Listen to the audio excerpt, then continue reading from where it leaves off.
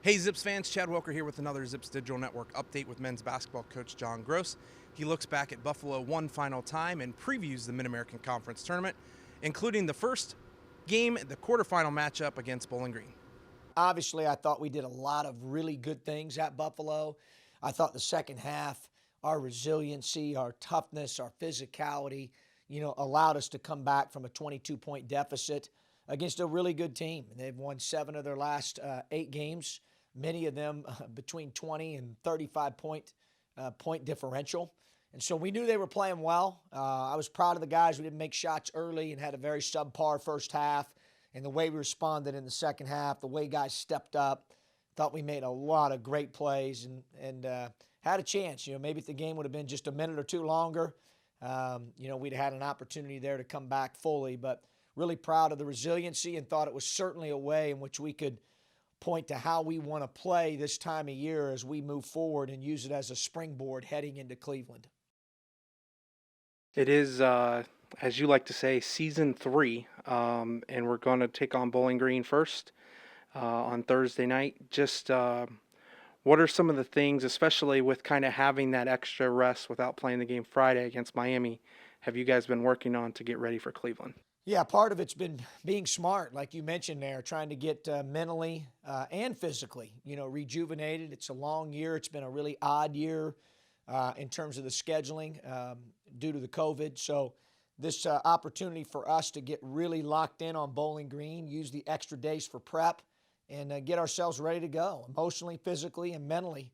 I think it's a big thing for us. We're certainly, normally 9 days, you wouldn't have 9 days in between games. And so, we're trying to make sure our guys understand that, it's an opportunity for us to really get prepared and really get refreshed both mentally and physically. I believe Bowling Green also had that Friday off as well too, so both teams are going to be kind of fresh, as you kind of mentioned. But you guys did split in the regular season. What are some of the things, detail-oriented wise, you're going to look for out of Bowling Green? Yeah, I think the difference in the two games really was the backboard in game 2. We competed on the backboard. Both of us got 40% of the offensive rebounds. We had that similar number at Bowling Green earlier in the year, right around 40% on the offensive glass. The difference is that we did a better job on the defensive glass in game 1 versus game 2, and I thought that was a big difference.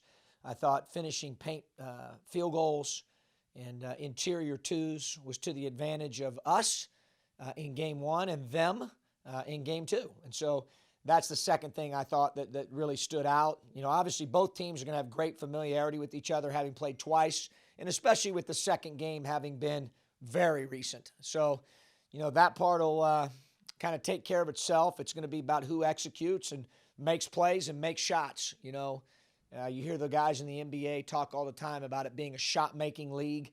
I think conference tournaments in some way, shape, or form, as you start to talk about what teams are running offensively, what they're doing defensively, there's no secrets this time of year. You're playing teams for the second or third time in this tournament, and so we know each other very well. It comes down to players making plays and executing that given day, and so finding a way to be 1 point or more better than whoever it is you're playing that day, so you can get to the next line on the bracket is really what it's about.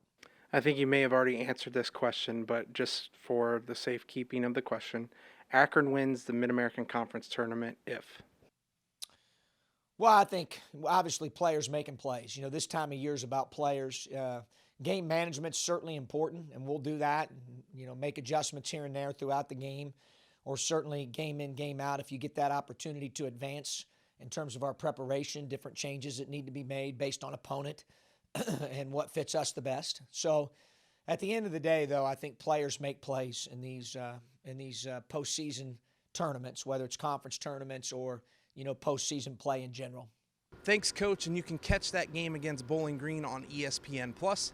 If the Zips advance, you can catch that game on CBS Sports Network on Friday, and if they make it to the championship game on Saturday, you can catch that on ESPN too.